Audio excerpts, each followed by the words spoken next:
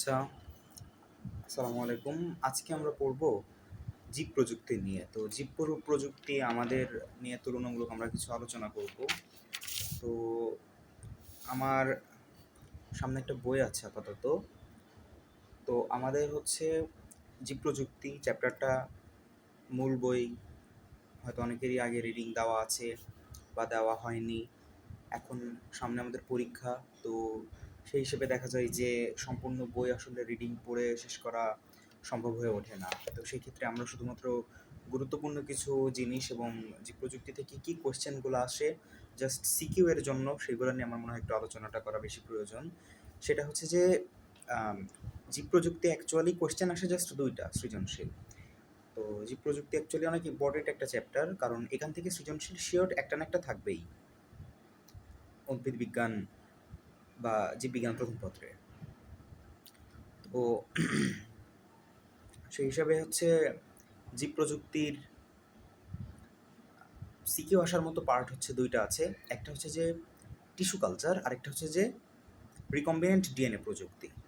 তো tissue culture থেকে দুইটা জিনিস আসতে পারে, হয় সেটার ধাপ আসতে পারে অথবা গুরুত্ব আসতে পারে, অথবা রিকম্বিনেন্ট ডিএনএ প্রযুক্তির ধাপ আসতে পারে অথবা গুরুত্ব আসতে পারে। তো এখন হচ্ছে যে জীব প্রযুক্তির ইম্পর্ট্যান্ট যে জিনিসগুলো অ্যাকচুয়ালি আছে সেগুলো যদি আমরা একটু অ্যানালাইসিস করি তাহলে যা পাই সেটা হচ্ছে যে প্রথমত আমরা টিস্যু কালচার নিয়ে যদি কথা বলি, যে টিস্যু কালচারের প্রকারভেদ এবং উদ্দেশ্য, অর্থাৎ টিস্যু কালচারটা কত প্রকারের হতে পারে বা কত ভ্যারাইটিসের হইতে পারে। সো প্রথমত হচ্ছে যে যদি আমরা প্রকারভেদটা আলোচনা করি তাহলে আমরা দেখব যে মেরিস্টেম কালচার। তো মেরিস্টেম কালচারটা হচ্ছে টিস্যু কালচারের একটা প্রকারভেদ। তো মেরিস্টেম কালচারের উদ্দেশ্য হচ্ছে রোগমুক্ত উদ্ভিদ সৃষ্টির। তো আরেকটা আছে হচ্ছে এক্সপ্ল্যান্ট কালচার, এটার উদ্দেশ্য হচ্ছে মাইক্রো প্রোপাগেশন। আরেকটা আছে শস্য কালচার, এটার উদ্দেশ্য হচ্ছে ডিপ্লয়েড ক্রোনাল প্রোপাগেশন। তো এর মধ্যে টিস্যু কালচারের প্রকারভেদ আরেকটা পায় হচ্ছে ক্যালাস কালচার, যার উদ্দেশ্য হচ্ছে যে সোমাটিক অ্যাম্ব্রিওজেনেসিস, সোমাক্লোনাল ভ্যারিয়েশন এবং অঙ্গজ বংশবৃদ্ধি। তো টোটাল অ্যাকচুয়ালি এই তিনটা উদ্দেশ্য ক্যালাস কালচারের। তারপরেও আমরা পাই তোমার পরাগধান ও পরাগরেণু কালচার, যার উদ্দেশ্যটা হচ্ছে যে হ্যাপ্লয়েড উদ্ভিদ উৎপাদন। প্রোটোপ্লাজম কালচার, যেটার উদ্দেশ্য হচ্ছে যে উন্নত জাত, অর্থাৎ হাইব্রিড, সংকর, ট্রান্সফরমেশন প্রভৃতি। অ্যান্ড আরেকটা আছে ভ্রূণ কালচার, যেটা হচ্ছে যে বীজহীন ট্রিপ্লয়েড উদ্ভিদ। এবং লাস্ট ওয়ান ইজ ভ্রূণ কালচার, যেটা হচ্ছে যে সংকরজাত বৈশিষ্ট্য রক্ষা করে। তো ভ্রূণ উদ্ধার এটার মাধ্যমে সংকরজাত বৈশিষ্ট্যটা রক্ষা করে। তো জিনিসগুলো অ্যাকচুয়ালি অনেক সময় এমসিকিউ এর জন্য ইম্পর্ট্যান্ট। সো এখন যদি আমরা আরেকটা গুরুত্বপূর্ণ পার্থক্য দেখি, সেটা আমরা পাবো রিকম্বিনেন্ট ডিএনএ তৈরিতে প্রযুক্তিতে ব্যবহৃত এনজাইম। অর্থাৎ রিকম্বিনেন্ট ডিএনএ তৈরিতে যেসব এনজাইম ব্যবহার করা হয়। তো এখানে আমরা যদি বলি যে রিকম্বিনেন্ট ডিএনএর মধ্যে আমরা কী কী এনজাইম পাই, সেটা হচ্ছে যে রেস্ট্রিকশন এনজাইম পাই, রিভার্স ট্রান্সক্রিপ্টেজ এনজাইম পাই, ডিএনএ পলিমারেজ এনজাইম পাই এবং ডিএনএ লাইগেজ এনজাইম পাই।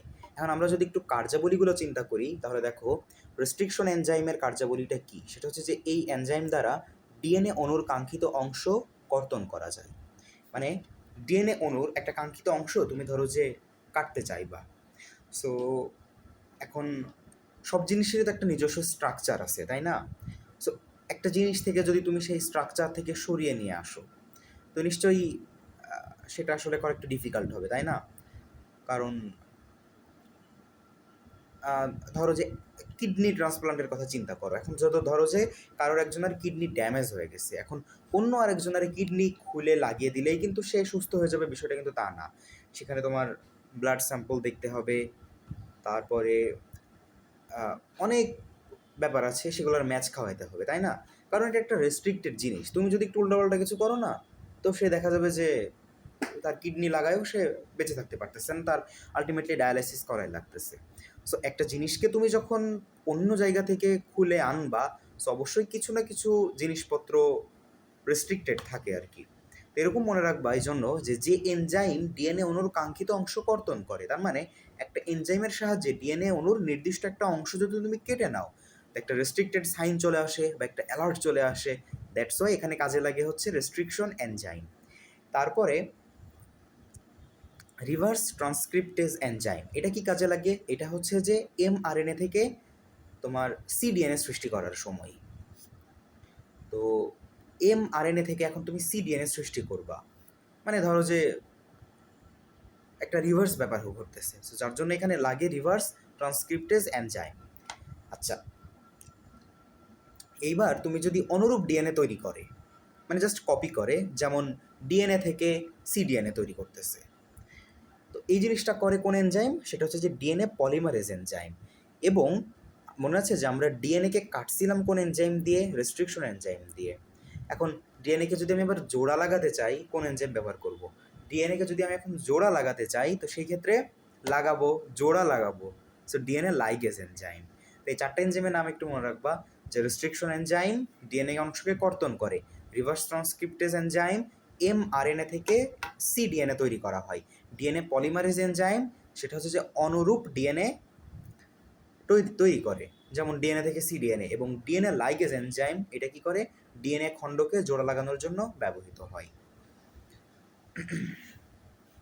আচ্ছা, এইবার আমরা যদি দেখি, সেটা হচ্ছে যে পরের টপিকটা হচ্ছে রিকম্বিনেন্ট ডিএনএ প্রযুক্তির মাধ্যমে উৎপাদিত কয়েকটি ওষুধ ও এদের প্রয়োগ ব্যবহার। তার মানে রিকম্বিনেন্ট ডিএনএ প্রযুক্তির মাধ্যমে উৎপাদিত কয়েকটা ওষুধ এবং এর প্রয়োগ, সে জিনিসটা আমরা যদি এখন দেখি। এখন রিকম্বিনেন্ট ডিএনএর মাধ্যমে কী ধরনের ওষুধ উৎপাদিত হতে পারে এবং তাদের প্রয়োগটা কোথায় হতে পারে? দেখো, রিকম্বিনেন্ট ডিএনএর মাধ্যমে উৎপাদিত হওয়ার একটা ওষুধের মধ্যে অন্যতম একটা ইম্পর্ট্যান্ট ওষুধ, যেটা কোশ্চেনে আসার মতো, দ্যাট ইজ ইনসুলিন। ইনসুলিন জিনিসটা কোথায় ব্যবহার করা হয় জানো? এটা হচ্ছে যে ডায়াবেটিস চিকিৎসায় ব্যবহার করা হয়। দেন আরেকটা আছে হচ্ছে ইন্টারফেরন। ইন্টারফেরন জিনিসটা হচ্ছে যে ক্যান্সার প্রতিরোধ ও ভাইরাসজনিত সংক্রমণে ব্যবহার করা হয়। এই সেম কোয়েশ্চেনটা কিন্তু চট্টগ্রাম বোর্ড 2015 সালে আসছিল একটা এমসিকিউতে, অ্যান্ড কুমিল্লা বোর্ড 2017 সালেও কিন্তু আসছিল যে জলাতঙ্কের চিকিৎসায় কোন ওষুধ ব্যবহার করা হয়? এটা হচ্ছে যে ইন্টারফেরন ব্যবহার করা হয়। তো ক্যান্সার প্রতিরোধ ও ভাইরাসজনিত সংক্রমণ এবং জলাতঙ্ক চিকিৎসা, এই দুইটা কাজে কিন্তু ইন্টারফেরন ব্যবহার করা হয়। তো কোশ্চেনে দুইটা কানেক্ট করে দিতে পারে, ঠিক আছে, যে বহুপদীতে দিতে পারে যে ইন্টারফেরন নিচের কোনটাতে ব্যবহার করা হয়? ক্যান্সার প্রতিরোধ ও ভাইরাসজনিত সংক্রমণ, জলাতঙ্ক চিকিৎসা, ডায়াবেটিস চিকিৎসা। তখন ডায়াবেটিক্সটা বাদ হয়ে যাবে, 1 ও 2 হবে অ্যান্সার। আচ্ছা, এরপরে ওষুধ হচ্ছে যে সেরাম অ্যালবুমিন। এখন সেরাম অ্যালবুমিন জিনিসটা ব্যবহার করা হয় শল্য চিকিৎসার ক্ষেত্রে। আর র্যাবিস ভাইরাস অ্যান্টিজেন, র্যাবিস ভাইরাসটা তোমার এই যে কুকুর টুকুরে আর কি কামড়ালে হইতে পারে। এখন এই জিনিসটা কি জলাতঙ্ক রোগের চিকিৎসায় ব্যবহার করা হয়। তো এটাও বহুপদী থেকে আসতে পারে যে জলাতঙ্ক চিকিৎসায় কোন ওষুধ ব্যবহার করা হয়? ইন্টারফেরন, র্যাবিস ভাইরাস অ্যান্টিজেন, সেরাম অ্যালবুমিন। তো হবে কি ইন্টারফেরন এবং র্যাবিস ভাইরাস অ্যান্টিজেন। এখানে সেরাম অ্যালবুমিনটা হবে না, বিকজ এটা ইউজ করা হয় শল্য চিকিৎসায়। আচ্ছা, এবার হিউম্যান ফ্যাক্টর আইভি, আইভি মানে 4। এখন হিউম্যান ফ্যাক্টর 4 এটা কোথায় ব্যবহার করা হয়? এটা ব্যবহার করা হয় হচ্ছে হিমোফিলিয়ার চিকিৎসায় বা রক্ত স্বল্পতার চিকিৎসার ক্ষেত্রে। আরেকটা আছে তোমার টিস্যু প্লাজমিনোজেন অ্যাক্টিভেটর, যেটাকে বলা হয় TPA, T for tissue, P for plasminogen, এতে অ্যাক্টিভেটর। তো এটা ব্যবহার করা হয় তোমার হৃদরোগের চিকিৎসায়। আমি যে ওষুধগুলোর নাম কথা বলতেছি, যেগুলো বললাম, insulin, interferon, serum albumin, rabies virus antigen, human factor 4, tissue plasminogen activator অর্থাৎ টিপিএ, সবগুলো কিন্তু তোমার রিকম্বিনেন্ট ডিএনএ প্রযুক্তির মাধ্যমে উৎপাদিত করা হয়। আচ্ছা, সো লাস্টেটা কি বললাম? এটা হৃদরোগের চিকিৎসায় ব্যবহার করা হয়। এইবার সোমাটোস্ট্যানিন, এটা ব্যবহার করা হয় বামনত্ব চিকিৎসার ক্ষেত্রে। যে একটা জিনিস খাটো থেকে যদি লম্বা করতে হয়, তো তাকে হচ্ছে যে সোমাটোস্ট্যানিন দেওয়া হয়। দেন হিউম্যান ইউরোকাইনেস, এটা ব্যবহার করা হয় কোথায়? এটা ব্যবহার করা হয় হচ্ছে রক্ত সংবহন জটিলতার ক্ষেত্রে। এবং প্লাজমিনোজেন সক্রিয়কের ক্ষেত্রে, প্লাজমিনোজেন সক্রিয় ক্ষেত্রে ব্যবহার করা হয় কি? হিউম্যান ইউরোকাইনেস। মানে নামের মধ্যে একটা মানুষ গন্ধ আছে, যে হিউম্যান। আচ্ছা, লাস্টে ওয়ান হচ্ছে যে লিম্ফোকাইন্স। লিম্ফোকাইন্সটা ব্যবহার করা হয় তোমার স্বয়ংক্রিয় ইমিউন কার্যকারিতায়। ওই যে বিভিন্ন হরলিক্সের অ্যাড করে না, যে ইমিউনিটি সিস্টেমকে গ্রোথ করে, তো ওখানে অ্যাকচুয়ালি তোমার ওই লিম্ফো কাইন্সটা মিশ্রিত করা হয়। ঠিক আছে, তো মোটামুটি আমরা ওষুধগুলো একটু জানলাম। এবার দেখো আমি একটু বলি কয়েকটা জীবের জিনোম সিকোয়েন্সের একটু তথ্যগুলো যদি দিই। তো জিনোম সিকোয়েন্সের তথ্যগুলো কিভাবে দিই সেটা হচ্ছে যে ইকোলির কথা যদি বলি, দেখো ইকোলিতে ক্রোমোজোম আছে হচ্ছে একটা। এগুলো আসার পসিবিলিটি অ্যাকচুয়ালি খুবই কম, বাট যেহেতু বইতে আছে সো আমি আলোচনা করবো, কারণ এমসিকিউ তো দিতেই পারে। যারা মেডিকেল অ্যাডমিশন টেস্ট দিবে তাদের জন্য অনেক বেশি ইম্পর্টেন্ট। তো ইকোলিতে আছে ক্রোমোজোম সংখ্যা এক, মানে একটা ক্রোমোজোম আছে। তো ইকোলির জিন সংখ্যা কিন্তু 3200, আর এর হচ্ছে ক্ষার জোড় 4.6 মিলিয়ন। তারপরে হচ্ছে হ্যামোফিলাস ইনফ্লুয়েঞ্জা, এর ক্রোমোজোম সংখ্যা হচ্ছে একটা, জিন সংখ্যা হচ্ছে 1700 এবং ক্ষার জোড় হচ্ছে 1.8 মিলিয়ন। ইস্টের ক্ষেত্রে ক্রোমোজোম সংখ্যা 16টা, জিন সংখ্যা 6000 এবং ক্ষার জোড় হচ্ছে 12.1 মিলিয়ন। আরেকটা আছে হচ্ছে পুষ্পক উদ্ভিদ, এটা হচ্ছে এটার নাম অ্যারাবিডোপসিস থ্যালিয়ানা। এখানে ক্রোমোজোম সংখ্যা তোমার 10টা, জিন সংখ্যা আছে প্রায় 25,000-এর বেশি এবং ক্ষার জোড় প্রায় 100 মিলিয়ন। মানুষের ক্ষেত্রে ক্রোমোজোম তো 46টা। মানুষের ক্ষেত্রে জিন সংখ্যা কত এটা মনে রাখবা, এটা ইম্পর্টেন্ট। মানুষের ক্ষেত্রে জিন সংখ্যাটা এটা যে কোনো এক্সামে আসতে পারে, এটা একটা জিকে টাইপের। 25,000-এরও বেশি, 25,000 মানুষের জিন সংখ্যা, অনেকে জানতে না হয়তো। মানুষের ক্ষেত্রে ক্ষার জোড় হচ্ছে 3.2 বিলিয়ন। তো এই কয়েকটা জীবের জিনোম সিকোয়েন্সের ইনফরমেশন এটা অ্যাকচুয়ালি অত ইম্পর্টেন্ট না, বাট যেহেতু আমি এটা নিয়ে একটু আলোচনা করলাম। তো টিস্যু কালচার প্রক্রিয়ার পর্যায়ক্রমিক যদি আমি ধাপসমূহ আলোচনা করি, দেখো ধাপসমূহের কথা বলতে গেলে প্রথমে হচ্ছে যে চিত্রটা আছে টিস্যু কালচারের জন্য, যে সিকিউতে যে চিত্রটা আর কি আসে, যে টবে লাগানো একটা গাছ আছে যেটাকে আমরা সাধারণত মাতৃ উদ্ভিদ কোষ বলি। তো এখান থেকে আমরা টিস্যু এক্সপ্ল্যান্টটা নিই। এই টিস্যু এক্সপ্ল্যান্টটা হচ্ছে আমরা মিডিয়ামের টিস্যুতে স্থাপন করি। এটা চিত্র দেখলে আরও ভালো বোঝা যাবে। মিডিয়ামের টিস্যু স্থাপন, সেখান থেকে যে একটা টিস্যু বড় হয়, তো সেই টিস্যুটা হচ্ছে ক্যালাস সৃষ্টি করে। এবার মানে আরেকটা জারে, তো এই ক্যালাসটা হচ্ছে আবার ছোট চারা সৃষ্টি হয়। এই ছোট চারা হচ্ছে যে মিডিয়াম চারা সৃষ্টি করে। আর এখান থেকে আবার হচ্ছে যে মূল সৃষ্টির জন্য পৃথক মিডিয়ামে স্থাপন হয়। তো এই জিনিসটা থেকে আবার মূল সৃষ্টি করে এগেইন, এই মূল থেকে মাটিতে চারা গাছ লাগানো হয়, অর্থাৎ টবে চারা গাছ লাগানো হয়।